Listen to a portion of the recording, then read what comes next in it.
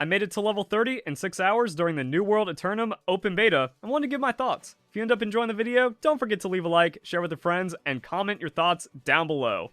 So what is going on with the New World relaunch? Because the game was massively popular when it first came out, almost 1 million concurrent players on Steam 3 years ago this month.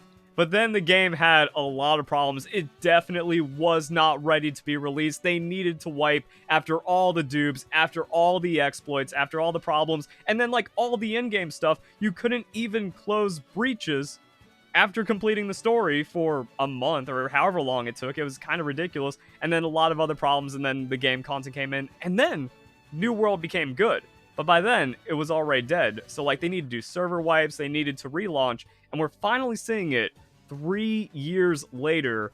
And after playing through the open beta, it's crazy. It's weird describing the experience as like a maxed out in-game New World player, because it's almost completely different while being very, very familiar. And there's a lot of cool stuff. Like the tutorial is engaging even as someone that knows how to play the game already, so it's going to be better to get new players in. The story is actually a thing and a lot more detailed and a lot more interesting now, instead of like, okay, skip, I don't care, I just want to play an MMO kind of thing. And then your introduction to the town and all like the little things about how the game works and progression is really good. And it feels like a little bit different, and there's gonna be like a lot of fresh start worlds, so everyone's gonna be like rushing to the end game again. But at the same time, it's still an MMO, and you're still going to have other people doing their own thing. You can break from the main story at any time. You don't even have to engage with it. You can just be a crafter. You can just be out there gathering and leveling up through the town board and faction missions and getting all that stuff. And that's the thing, like, it's still core New World with a lot of extra crazy stuff. Like there's archetypes now. You just kind of start off with whatever weapon classes you want, and then you can pivot off of them. So what you really want to do is you want to choose your class based on the skills, because in the beta it started off level 50. I don't know if they're going to change it, but any amount of head start you get for certain skills is huge, and it's just going to make the game feel a lot better for new players. So like, yo, I'm starting off strong, and then returning players going, yeah, I don't have to grind all the way to 200 in all the skills again. So just, it has a lot of cool stuff like that. Now, earlier in the video, I said I grinded to level 30 in 6 hours, and some of you guys might be thinking, wait, how's that even possible? It's with the help of G Fuel, and if you use code Berlicify, you can get 20% off your G Fuel order. G Fuel is my energy drink of choice for work and gaming. I poured myself a cup, I locked in, and we got it done. Now, I never made a new character when they did fresh start servers, so I don't know if that's actually just the experience of New World, because now you have all these companies trying to take over towns again, and when you have an MMO that's in the very early stages and the economy is weird, and everyone's trying to like get resettled or race to the end game and get where they want to go, it feels weird. But also, there's been so many changes to the game. They changed the level 1 through level 30, and that's where the beta ended. They ended at level 30. They didn't want someone maxing in a weekend and crushing all the content. They're just like, hey, here's the launch experience, and then it becomes New World. And then it becomes all the changes that made New World really good when they introduced the gypsum system and all the mastery for gear. It's like, oh yeah, it should have been like that. The game should have held off until it was like in that state. The Angry Earth update, really good. The Desert Sands, really good. All of this stuff's like, oh, it made it to a good game, just no one wanted to play it anymore to find out that it's a good game or come back into it. So that's what I have to say about New World Aeternum, because it's the same thing, and what they changed is most of what the beta was, and I completed the beta, so it's not like I need to give a super crazy deep dive about it.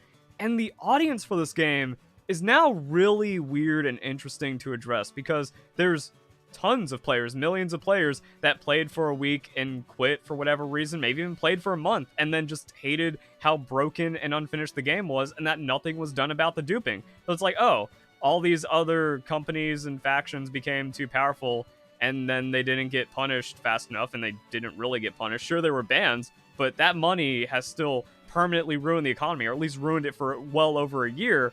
And in an MMO, you don't want to feel disadvantaged. Like, what's the point? Just go back to WoW. So, returning players, if you saw promise in New World, yeah, this is the time. Fresh start, incredible game, complete revamp. Yes, if you were interested, but didn't own a good enough spec computer, but now you can play because it's on console. That's another weird thing. It's like people can just come in completely fresh, and we're going to get a completely different audience of console MMO players. And then if you're already playing New World, or even if you played the beta, because like a lot of people actually played the beta, then you can give your feedback as well as like the current state of New World, how it launched. Some people, they're just completely fine with it the entire time. I maxed out my character and pretty much have bis everything and made it to super ultra endgame after playing 600 hours? Oh no, my playtime is 800 hours. So yeah, I really enjoy the gameplay loop of New World. And I guess that means like the rest of the video needs to be for the players that didn't really get into New World to understand what it is. Since I was just like, yeah, I played through it. It's just better New World. That doesn't really mean anything. Here's some graphics going on screen. Good luck, have fun. So New World, you can just kind of do whatever you want, as an MMO is, but you need to complete the main story, and the main story kind of handholds you really well. So you just do it. You just go to the point, you go to the point, you go to the point, you get stronger, you learn about the game, and then you want to hit max level as soon as possible, or at least unlock the sand area, unlock the angry earth, and then you're free to move about the cabin and build out your character for whatever build, whatever gear, whatever dungeons. And now they're also going to be doing raids. So they're introducing a lot more content, and they've made it a really streamlined MMO now, so you can actually look for group, and there's activity finding instead of the old system where you just had to like sit there and hope someone showed up at that area in your world, or else you're not allowed to play any of the dungeon content, which is all of the end game at the time. And they really expanded out. Now there's PvP, PvP tracks, seasons. Those weren't unlocked in the open beta, but it's already like established in New World. So like, yeah, there's always something to do. There's an event,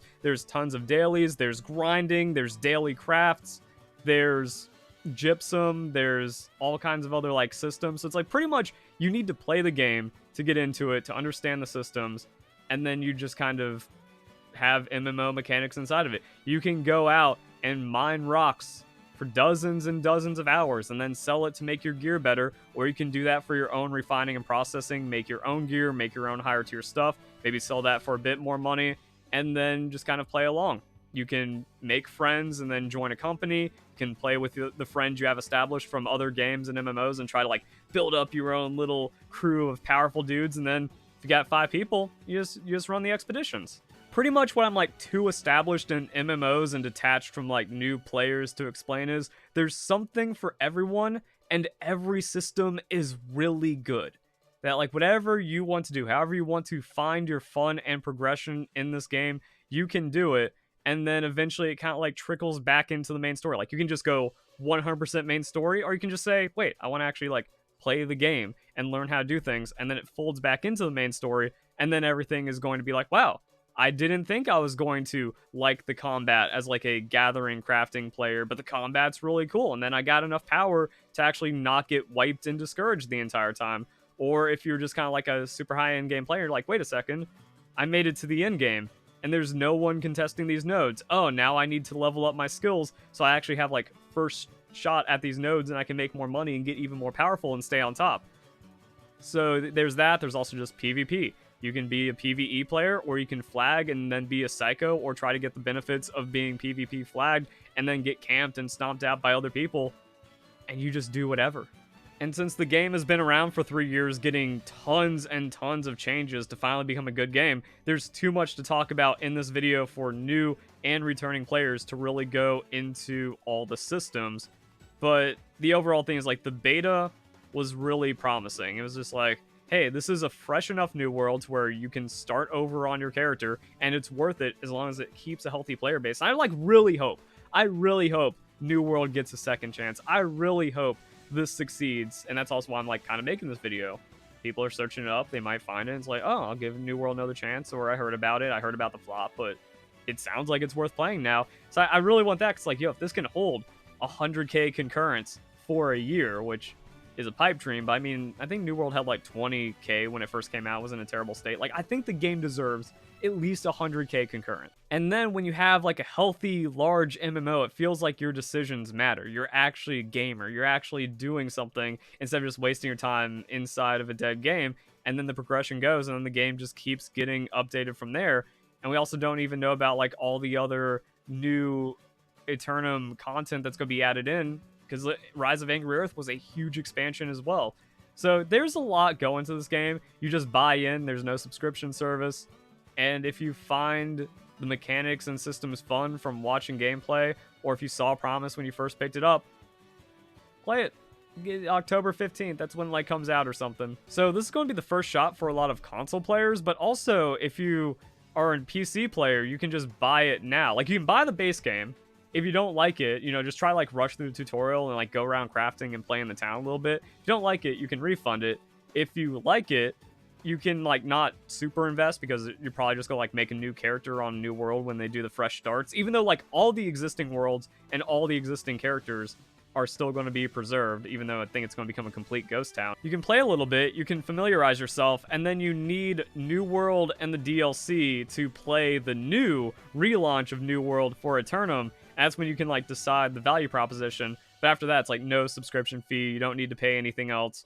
And if you enjoy the gameplay, you can find out that way, and you can just get a head start, you can get familiar.